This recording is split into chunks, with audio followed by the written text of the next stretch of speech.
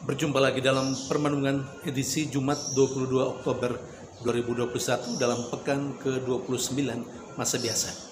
Bacaan-bacaan liturgi hari ini, bacaan yang pertama dari surat Rasul Paulus kepada jemaat di Roma, bab 7 ayat 18 sampai 25a, dan bacaan Injil dari Injil Lukas bab 12 ayat 54 sampai 59. Rasul Paulus dalam bacaan yang pertama hari ini men-sharingkan pengalaman pribadinya tentang pergolakan, perjuangan yang ada di dalam dirinya antara keinginan, kehendak untuk berbuat baik di satu sisi, dan di sisi lain aktusnya yang terkadang tidak seperti yang dikehendaki.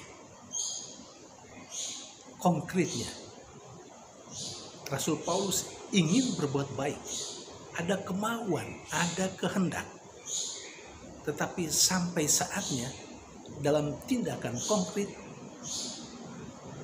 ternyata bukan yang baik yang dia lakukan, tetapi yang tidak baik, yang jahat, yang tidak berkenan kepada Allah. Dan itu perjuangan terjadi terus-menerus dalam kehidupannya. Sehingga sampai Rasul Paulus sendiri semacam mengambil kesimpulan bahwa tidak ada yang baik di dalam dirinya.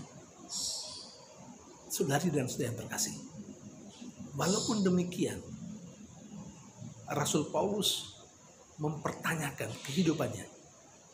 Siapakah yang akan menolongnya?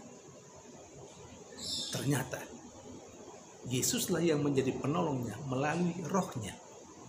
Roh Yesuslah yang memampukan Rasul Paulus untuk tidak saja memiliki kehendak yang baik, kemauan atau keinginan untuk berbuat baik, tapi juga roh yang sama membantu dia untuk melaksanakan apa yang ada di dalam keinginannya, untuk mampu menyatakan secara konkret kemauan yang baik dalam tindakan-tindakan yang baik pula.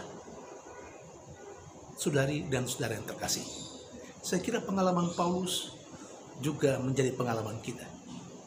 Kita sering mengalami, secara khusus untuk orang yang biasa merefleksikan kehidupannya, seringkali kita mengalami ada perjuangan, pergolakan batin yang luar biasa antara keinginan untuk menjadi orang baik misalnya, atau untuk menjadi baik, atau untuk berbuat baik di satu sisi. Di sisi lain, ketika sampai pada kenyataannya, pada realitanya, ternyata yang tidak baik yang dilakukan. Ada semacam bentrokan antara kemauan untuk berbuat baik dan realita yang terjadi. Saya kira sama. Kita harus mengakui seperti Rasul Paulus sendiri bahwa kita adalah manusia yang lemah, yang rapuh. Kita mungkin juga mempunyai keinginan untuk berbuat baik atau untuk menjadi orang baik. Tetapi ternyata kita tidak bisa berbuat baik karena yang kita lakukan konkretnya adalah yang kurang baik, yang jahat. Kita punya keinginan untuk menjadi orang baik, tetapi kita terus-menerus tetap menjadi orang yang kurang baik, orang yang rapuh. Maka kita perlu kekuatan dari Tuhan sendiri melalui rohnya. Kita kiranya tidak pernah berhenti untuk memohon kekuatan dari Tuhan sendiri, yakni rohnya yang kudus, supaya mampu menolong kita untuk bisa melaksanakan apa yang baik yang menjadi keinginan kita pada kehidupan konkret setiap hari. Saudari dan saudara yang terkasih, sementara dalam bacaan Injil, Yesus mengkritisi orang banyak yang menurut Yesus mereka itu pandai melihat kejadian alam tertentu dan apa artinya untuk, atau katakanlah apa artinya peristiwa alam itu. Yesus mengatakan mereka pintar. Mereka tahu membaca tanda-tanda alam dan arti dari tanda alam itu yang terjadi. Hanya yang Yesus sedikit kesal barangkali menurut hemat saya. Mengapa kepintaran mereka itu tidak mereka gunakan untuk mampu membaca tanda kehadiran Allah di dalam dirinya. Tanda alam bisa mereka baca arti dan apa yang akan terjadi sesudah peristiwa alam itu.